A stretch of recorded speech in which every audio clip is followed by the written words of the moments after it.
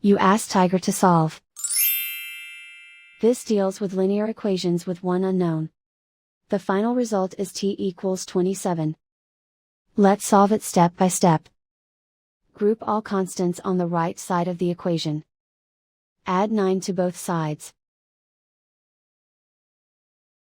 Simplify the arithmetic.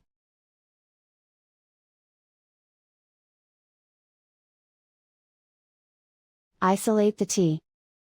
Multiply both sides by 3. Group like terms. Multiply the coefficients. Simplify the fraction.